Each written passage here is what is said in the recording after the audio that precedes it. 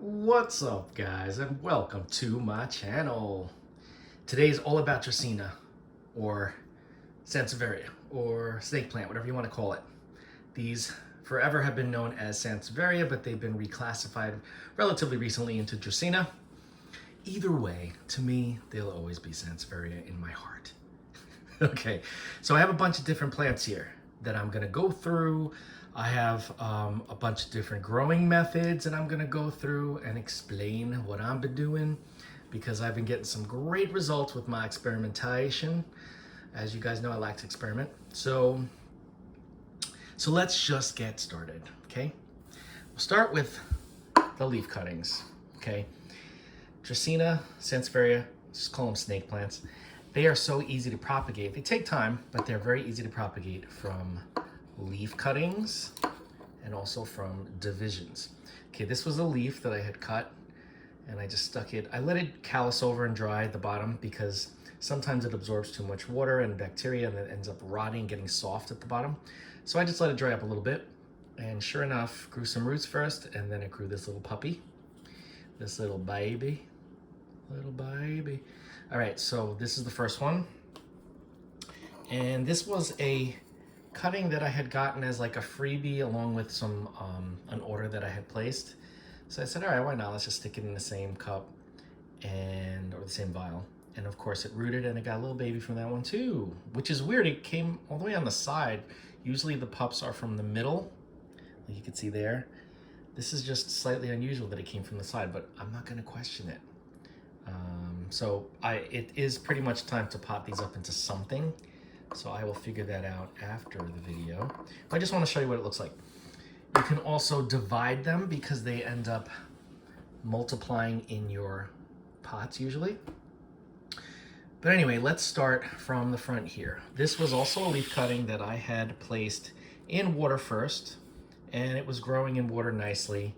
And I said, all right, let's try some of that homemade pond stuff.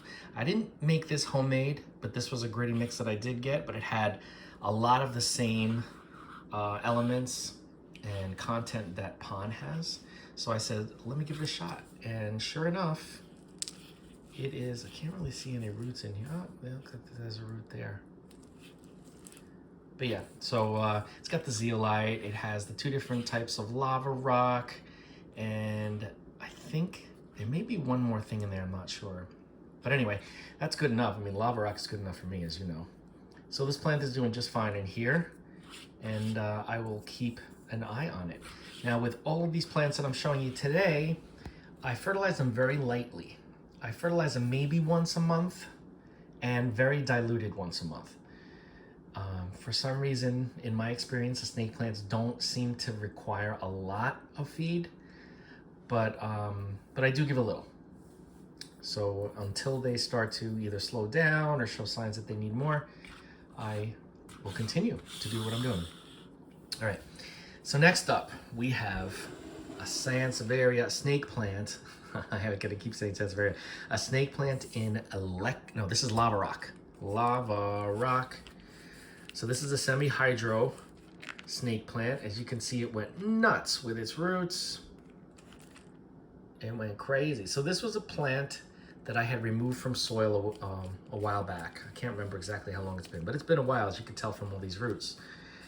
And I popped it into some lava, and it loved it. And let me tell you, in the soil, it kind of slowed down a lot, and maybe because I wasn't watering it enough. And you know, they always say with snake plants, don't water them, let them dry out completely, which is great, which is fine, you know, because then the roots won't rot. But when you do that, you're definitely slowing down the growth on that because it's going through almost like mini dormancies. When they have no water, they kind of hold off and wait until you water them, and then they'll continue on. So because this has always had a little bit in the reservoir, it really started to pop out a lot of growth. So I kind of feel like semi-hydro of any type with snake plants works really well. So you can see all this new growth is really healthy. And one thing that I find interesting is this is a, I can't remember what it's called. It's the variegated type of Sansevieria. You can see with the yellow on the outside. But the new leaves don't look like they have a lot of that at all, if any at all. I mean, it's still young. We'll have to see if there is some yellow on the outside of those leaves. I mean, we'll find out soon enough, but yeah, I mean, it's not unheard of for them to lose variegation, but it also could be a lighting thing if there's not a lot of light. This is maybe 3 feet away from a south-facing window, so it's not getting any direct light yet. But come winter, the sun will be coming into the window throughout most of the day, so it will be getting more during winter, so we shall see. I love these roots. Look at how healthy and happy these roots are. Furry and ready to take on life. And then you got all the older ones that are just doing great, thriving and happy. So yeah, really, really happy little snake plant. Love it. Okay, next one is a moonshine, which is a really cool, let's see, the newer leaves have the prettier color. Look at this. Oh, I almost knocked one over. You can see the coloring. It's like that minty, almost silvery color.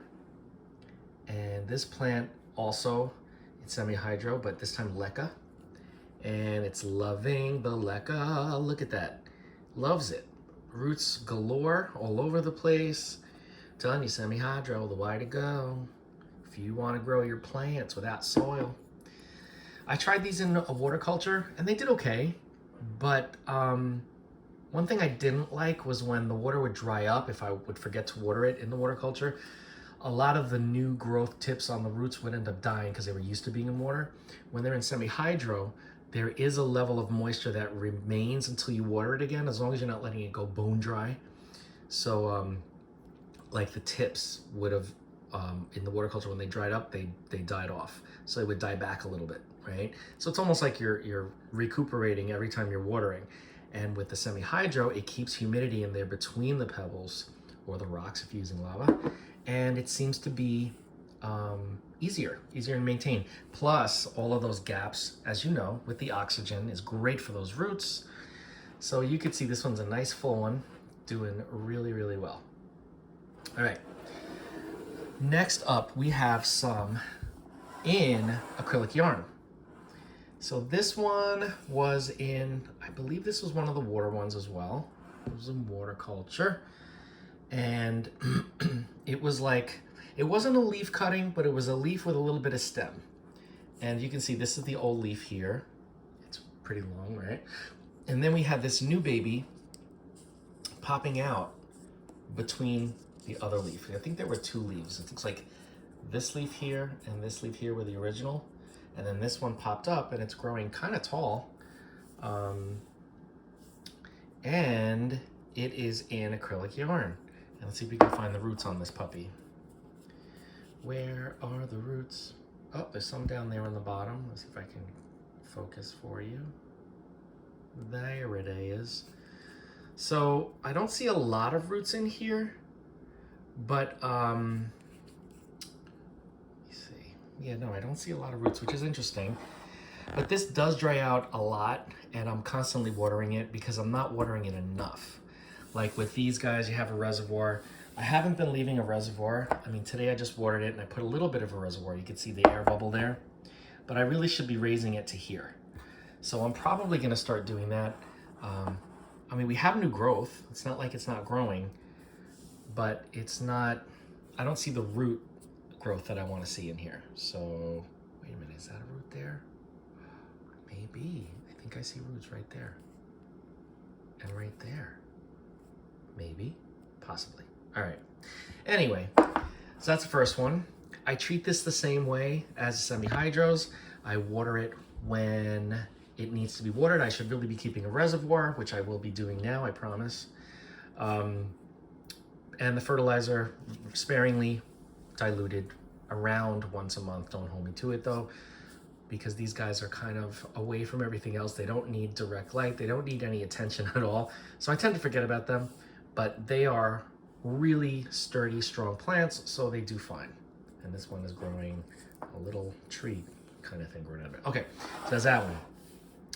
Next up, we have another of the same, because I had a big mother plant of this, right? Silenica, and I cut it into pieces. So I put a bunch of them in different places. And this is another one that's in acrylic yarn. And the roots you could see are better on this one. I'm wondering if this has been in the yarn for longer. But you can see it's got lots of healthy roots in there. It's doing well, right there, right there, right there. Another root there. And on the bottom, look at that. Whoa, good times, good times. And this one was one leaf and a piece of stem, really dark leaf, and a whole nother plant stem grew out of that original leaf and stem. So you can see it's got new leaves. And of course, this is another one I've been forgetting to water a lot, so I have to remind myself to water it regularly. But the last one I'm gonna show you, oh, and this one gets the same, once a month diluted fertilizer. Oh, and the type of fertilizer that I use is either, because I use the same fertilizer for all my plants pretty much, I use Better Grow Orchid Plus is the name of the fertilizer. I use it for all my semi-hydros, water culture, and even my orchids, because it's an orchid fertilizer, but I use it for even my soil potted plants. And it does really well, and it's easy to get a hold of, it's not expensive, and it has more nitrogen than MaxiGrow, which is a hydroponic fertilizer. And I use MaxiGrow as a backup now, but I like using the Better Grow Orchid Plus. So yeah, so anyway, that's that. But now we have the poster child of the snake plants. Look at how beautiful that is. This one was also in water culture for a little while, and it was growing, but not growing as fast as I wanted it to. So what did I do? I took it and I moved it into acrylic yarn, and it went crazy. Look at that. It went nuts. Roots everywhere. This one I don't forget to water as often as the other one, and there's also more acrylic yarn in here that holds moisture longer. But look at those roots. Look at that. They are going to town on the bottom. They go into town. And this has pups. So it has multiple plants. There's a plant there, a plant there. There's probably like 3 plants in here total. But if I look from above, look at this. Look at how cool this plant is looking. So this is also a moonshine. And these moonshines have the striping. They don't have the pure, like minty green, almost silvery look. I like that look. I want the leaves to come out completely that color, but they have striping, which is fine. I don't mind it. But you can see the older leaves kind of had it, so maybe it's a lighting thing. This one kind of has it too. It doesn't have the striping as much, so maybe it's lighting. And come the winter, when the sun's coming directly into the area, this will probably be more colorful as far as the color I'm looking for. There's a dead leaf in there from something. I don't know what that's from. Oh, I think that's one of its leaves. I'll have to cut that off. It's still attached. But anyway, this one gets the same treatment. Oh, God, I love these plants. Look at this. Look at this. They're so sturdy, so firm. You could do anything to them. But yeah, this one gets the same treatment. It gets fertilized sparingly, maybe once a month, very diluted. And I just make sure that I keep the acrylic yarn damp at all times. If I'm not going to keep a reservoir, this is still damp, but I'm going to add a little reservoir for this one as well, because I don't want to have to forget about it and then deal with a sad plant, even though they can go without water for months. But I don't want to have to do that, especially because of this explosive growth. I want to keep it going. So these plants, Sansevieria, or snake plant, I should just call them snake plants because people are going to get on my case for that. Dracaena fasciata. Snake plants don't require direct sunlight. Of course, I believe they can tolerate it though. They may just get a little bleached out on the coloring, but they do fine in full shade, in semi-shade, in part sun, and I believe in full sun too. They will thrive. As you can see, there are different ways you can grow this aside from soil. One thing that I noticed is when I had some of my snake plants in soil, and let's say I'd forget to water them for a while, I would panic, even though you don't have to with snake plants. I would panic, and then I probably overwatered it, and any of the roots that had died off are in this very wet soil, and then they would start to rot, and then that would spread, and I get root rot. Then I got to take them out and clean them up. This is so much easier. Number one, I can see all the roots and check on them regularly. I can see how much water is in there, if they need to be watered or not. And there isn't a lot of space for pathogens because soil holds a lot of fungi and bacteria. There isn't a lot of area for that in these inorganic media. So that definitely cuts down the ability to have a root rot situation. So that's about it, guys. If you have any questions about the beautiful snake plants, Dracaena fasciata, or trifasciata, Dracaena trifasciata, or if you probably know them as Sansevieria, because that's what they used to be known as, yeah, reach out and we will discuss. If you are interested in trying your hand at some semi-hydro, so easy to get them started. I can give you some tips. Same thing with the acrylic yarn. There's the poster child. One thing that I will say, if you're thinking of transferring them over, water it really good. If you have it in soil, water it really good. And then when it starts to dry up, like maybe towards the end of the week, take it out, clean off all the soil. And this is, again, if you want to transfer to semi-hydro or to acrylic yarn. Clean off all the soil, clean off any dead roots, and place it into the Lecca, the lava rock, or the acrylic yarn, mostly dry for the first, I'd say for the first week or two. And what I did was then I started to just trickle in a little bit of water in the reservoir. I wouldn't fill the whole thing up so that all the roots would get wet and the stem would get wet. I would just trickle in a little bit of water, and it would wick its way up, and then the roots would go searching for it, and then you kind of ease it into the semi-hydro. That's a similar method when you're putting aloe, different types of aloe in semi-hydro, aloe vera or aloe hybrids, climbing aloe, whatever the case may be. So yeah, there is a method to it, and you got to take your time, but it's definitely worth it because look at this. Look at how happy plants. So again, any questions on any of this, just reach out. If you want to know more about the whole acrylic yarn situation, I have plenty of videos on that, and it's an alternate method that I use just because I was bored experimenting, and I found that there are some benefits to it for some plants. Not all plants, of course, but definitely some plants love it. I have a whole mess of coleus growing in acrylic, Tenanthe, prayer plants growing in acrylic, they love it. Sansevieria, even succulents. I'm testing out succulents in acrylic yarn. That's gonna be a little scary because, you know, they really hate a lot of water, but not water, a lot of moisture in their soil. So let's see how they do with damp acrylic yarn. Anyway, I love snake plants. If you love them, leave a comment. Let's talk about it. Again, don't forget to like, comment, share, and subscribe. Hit that bell if you want to be notified, and I will see you in the next video.